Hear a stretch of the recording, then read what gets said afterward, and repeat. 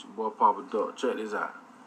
What if I told y'all that frequencies triggers emotions, and that the government used those frequencies to place into music to trigger people's emotion? Music is frequency programming. Music is frequency. What frequency are you being fed? If I play with those frequencies, right, I can target certain parts of the mind, target the frequency to go to certain parts of the mind, and I can literally, if I want you to astral project, or if I want you to go to sleep, or if I want you to go into a meditative state, I can make my music do that.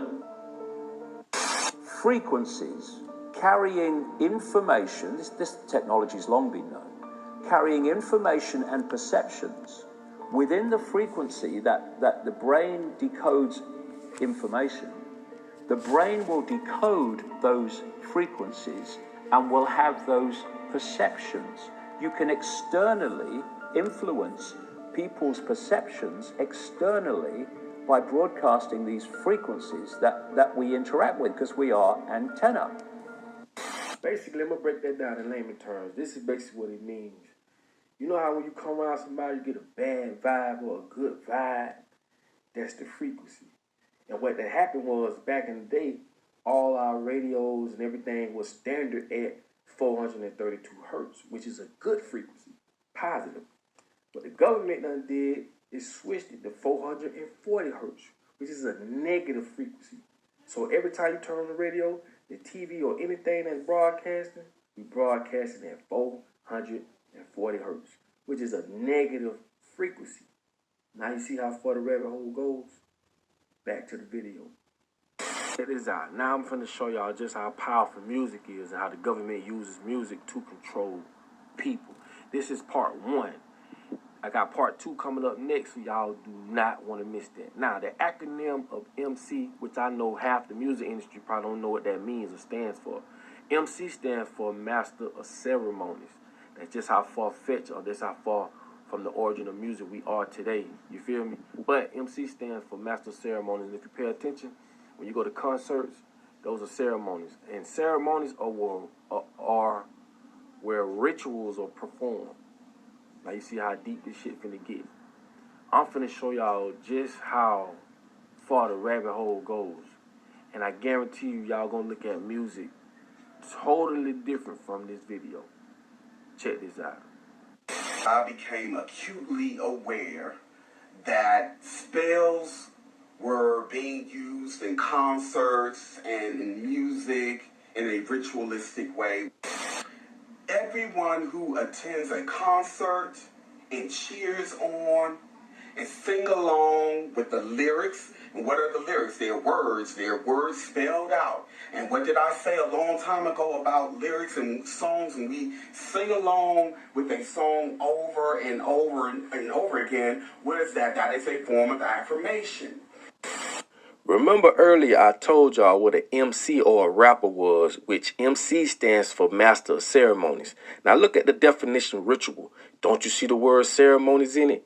Now y'all starting to see what the hell I'm talking about. Just look at the word spell. A spoken word held to have magic powers. I told y'all words are spells. Look at the definitions.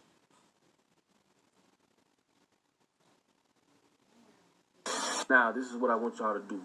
Take your own time, do your own research on these words that I just showed you and how close related they are.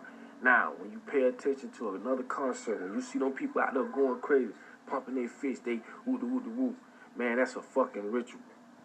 That's the type of shit that witches use witchcraft through type shit. You dig what I'm saying? And also, this is why the fucking devil was a musician. How many of y'all knew that? The Pied Piper, all these different things. I'm going to show y'all how all this shit is connected. You feel what I'm saying? Now we finna start getting into the meat and potatoes of this shit, because I done been patient with y'all enough, showing y'all the small shit. Now we finna move into some heavy shit. Y'all pay close attention to what the fuck I'm finna tell y'all. And like I say, feel free, do your own research, and believe this shit, boy, the rabbit hole goes deep. The sad reality is that where we now play our music is in A4. Can't nobody do it like I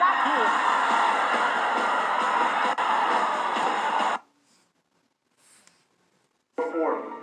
Where did that come from? It used to be 417.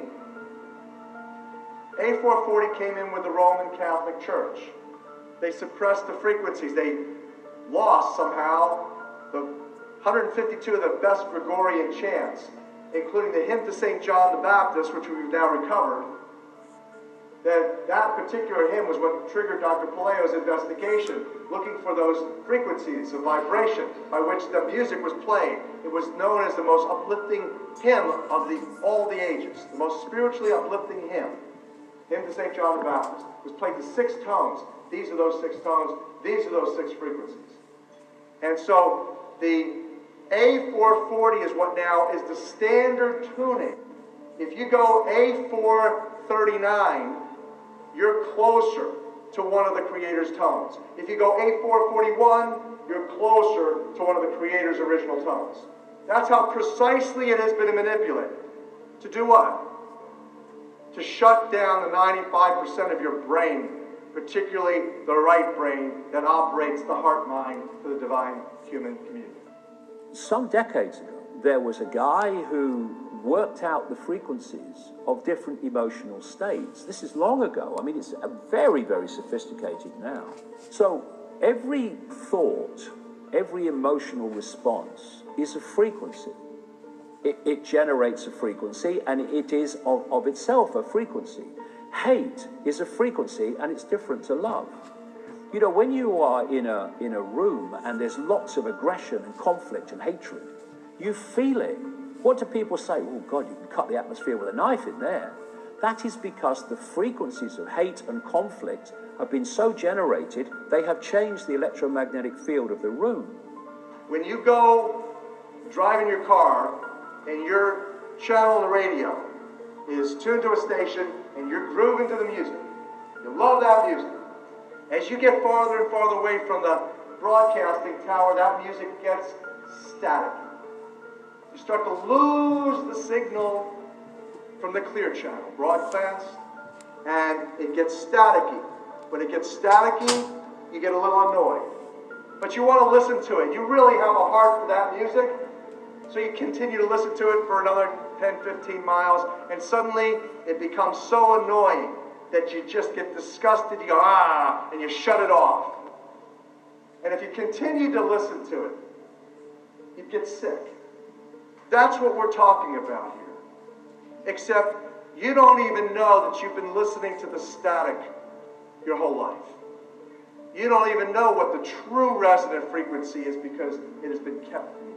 Now, of course, to really be effective, we need to use the proper words and phrases, scientifically selected. But that gives you the basic idea.